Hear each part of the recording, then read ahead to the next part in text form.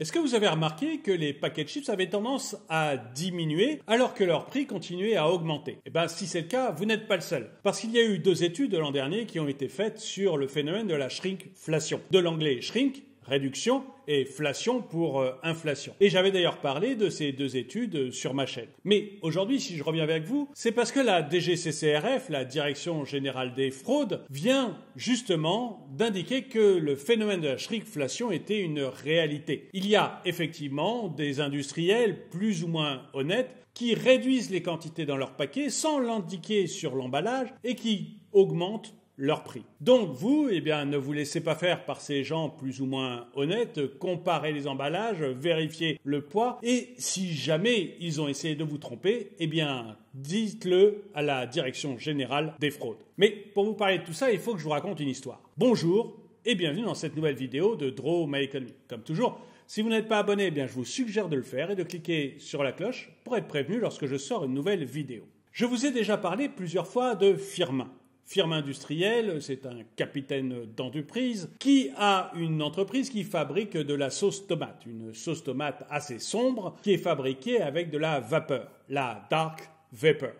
Bref, Firmin fabrique de la sauce tomate haut de gamme et jusqu'ici, il la vendait à la fois à des professionnels et à des particuliers via la grande distribution. Seulement voilà, Firmin se retrouve avec de grosses difficultés. Il a de grosses difficultés parce que d'une part, il a une augmentation du prix des matières premières, ce qui fait qu'il a du mal avec les matières premières qu'il met dans ses boîtes, mais en plus, il a des difficultés qui sont liées tout simplement au prix de l'électricité. Pour fabriquer ces boîtes de sauce tomate, il utilise énormément d'énergie. Bref, Firmin, donc, les prix ont explosé. Et lui, il est très gêné parce qu'il ne peut pas continuer comme ça. S'il absorbe les prix, les augmentations de prix, il risque tout simplement d'être ruiné. Et en même temps, il se dit qu'il n'arrivera jamais à faire passer les augmentations des prix à ses clients. C'est beaucoup trop important comme augmentation. Firmin était très gêné et il a cherché une solution. Et pour ça, il a fait appel à un cabinet de consultants. Le consultant qui est venu le voir, c'est Yvan. Yvan de la Camelote, c'est le consultant type. Il présente bien, il a un joli visage, mais il ne sait pas grand-chose. En 2 mots, sa caboche est plus décorative qu'utile. Yvan a donc regardé rapidement les problèmes de Firmin, alors qu'il ne connaît rien du tout à l'industrie, et il a rapidement proposé un plan. Si Firmin ne peut pas augmenter ses prix, le plan proposé par Yvan, c'est tout simplement de diminuer les quantités dans le paquet. Comme il y aura moins de matières premières dans chaque boîte de sauce tomate, finalement, la production d'une boîte de sauce tomate ne coûtera pas plus cher à Firmin. Et il pourra ainsi maintenir, voire même légèrement augmenter son prix de vente sans que le client ne s'en aperçoive. Ça, c'est le phénomène de la shrinkflation. On garde l'emballage tel qu'il était, mais on réduit un petit peu les quantités à l'intérieur en espérant que le client qui a l'habitude d'acheter ne se rende pas compte du subterfuge.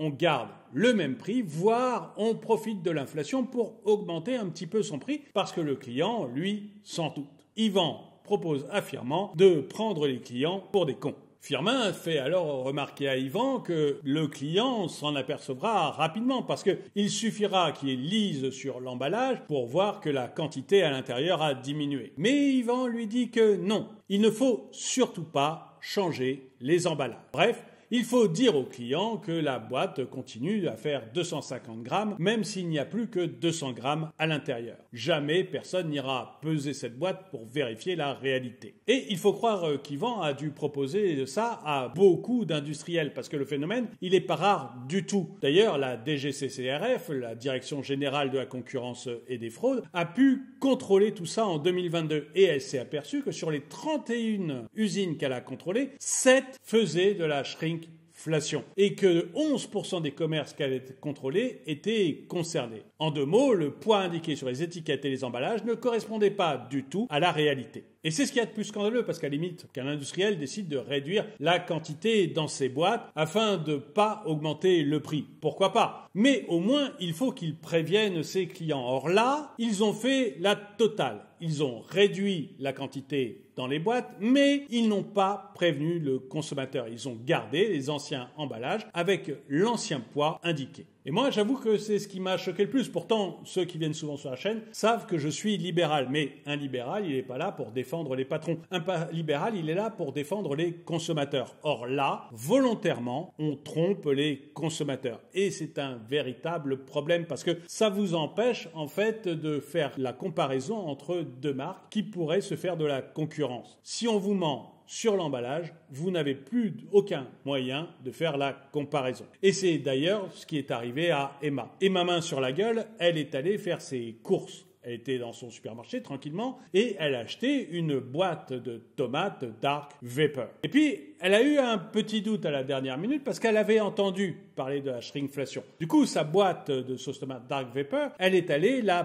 peser à l'endroit où on pèse normalement les légumes. Et là, elle a été surprise. Elle s'est aperçue qu'au lieu des 250 grammes indiqués, il n'y avait que 200 grammes. Et ma main sur ta gueule, là, son sang n'a fait qu'un tour. Elle est retournée tranquillement dans le rayon, elle a ouvert la boîte de Dark Vapor et elle a tout versé sur le sol. Et elle a pris alors une boîte de la concurrence. Quand quelqu'un te prend pour un con, il ne faut surtout pas le détromper.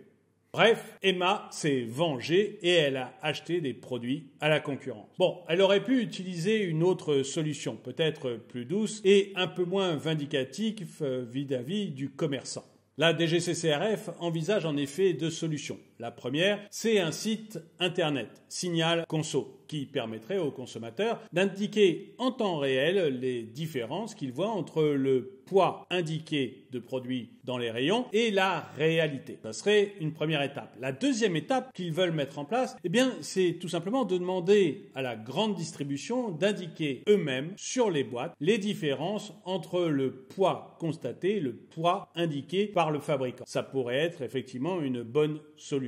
Alors, c'est pas encore assez. En fait, il faudrait obliger toutes les personnes comme Firmin de revenir en arrière et de changer l'emballage. Mais le problème, c'est que changer des emballages, ça coûte extrêmement cher. Et dans cette période d'inflation, l'État a déjà donné l'autorisation aux industriels de ne pas modifier ceux-ci tant qu'ils en ont en stock. Entre autres termes, Firmin ne va pas être obligé de changer son emballage et le poids qui y est indiqué tant qu'il a des stocks d'emballage. Il ne devra le faire que quand les nouveaux emballages seront arrivés. Ça, c'est pour éviter que l'inflation continue à s'emballer. Je ne sais pas si c'est une bonne idée parce qu'encore une fois, moi, je suis du côté du consommateur. C'est vraiment lui qu'on doit privilégier quand on est libéral. Et j'aimerais bien savoir ce que vous en pensez. Est-ce que vous comprenez Firmin qui se trouve coincé par une augmentation des matières premières et qui est obligé, pour garder des prix à peu près cohérents, de diminuer la quantité de ses paquets et qui n'avertit pas les consommateurs parce que l'État, pour l'instant, le lui permet? Ou est-ce que vous êtes d'accord avec moi pour dire que c'est un véritable problème et qu'il faut absolument que le consommateur, pour qu'il puisse comparer les marques entre elles, sache réellement le poids qu'il y a dans chacune des boîtes? Dites-le moi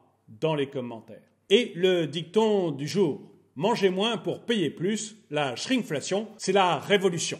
Merci d'avoir regardé cette vidéo, mettez-lui un pouce vers le haut, commentez-la, partagez-la. Merci à tous ceux qui soutiennent la chaîne et moi je vous dis à très bientôt.